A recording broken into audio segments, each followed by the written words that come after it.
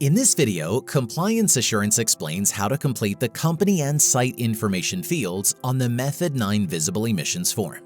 The first item to complete is to circle the Method 9 field at the top of the form. The company portion of the form is generally self-explanatory, but it is important to take note of some items. The company name should match the facility's air quality permit information. The company name, facility name, and address must match the permit exactly. When using this form for compliance assurance monitoring, we suggest these fields be completed on the master form and be pre-filled. Include the following information as applicable: parent company name, division, and subsidiary. Company suffixes such as LLC, corporation, incorporated, etc., and facility name. The address field reflects the physical location of the emission source and must match the facility address on the air permit. It may differ from the mailing address or your employment address, even if you work full-time at this facility. Refer to the air permit to obtain this address. The key contact may be the environmental manager or site manager and will often be listed on the permit. If you are a consultant or regulator, provide the name of the person for whom you are making observations, usually the key contact. Note that some custom forms may not contain the key contact field since it is not a Method 9 requirement and is irrelevant when performing compliance assurance monitoring. The source ID contains the name and identification of the emission source as listed in the air permit. The permit lists facility sources and detailed information to document the source ID. It provides a list of sources such as A, B, C, etc. Include the facility ID from your air permit. Permits should provide a detailed description of the source and its regulatory requirements. For example, A1 equals boiler, daily Method 9 reading, 6 minutes of observations.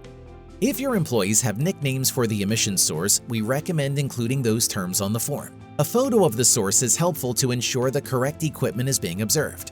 Photos are often found in a separate document or manual that lists the sources to be observed and the frequency and duration of the observations required.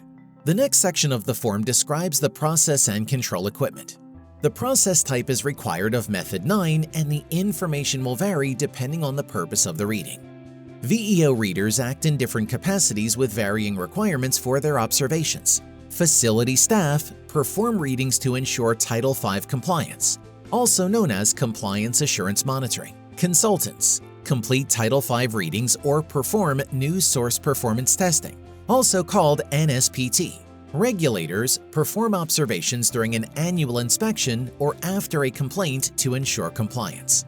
New source performance testing and regulator readings require specific process and equipment details to compare against other observations and ensure compliance. The process equipment field should include a short description, identifying the process equipment, such as rock crusher, smelter, and utility boiler. The unit number is a company-defined identifier for a specific piece of equipment. It might be something like boiler number 3 or mixer 5.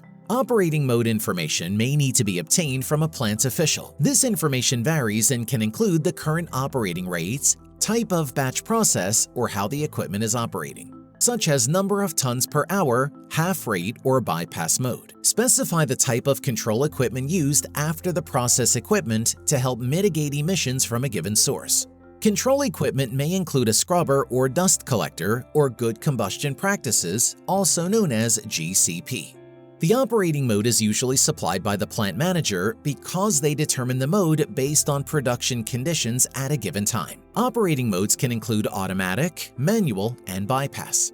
Operation parameters vary with control equipment. The pressure drop is sufficient for a baghouse. For scrubbers, include the type of scrubbing fluid used, flow rate, and pressure drop at a minimum. Some readings may require pH and temperature parameters as well. Please note that this video series covers basic instructions for completing the VEO form and is not legal or professional advice.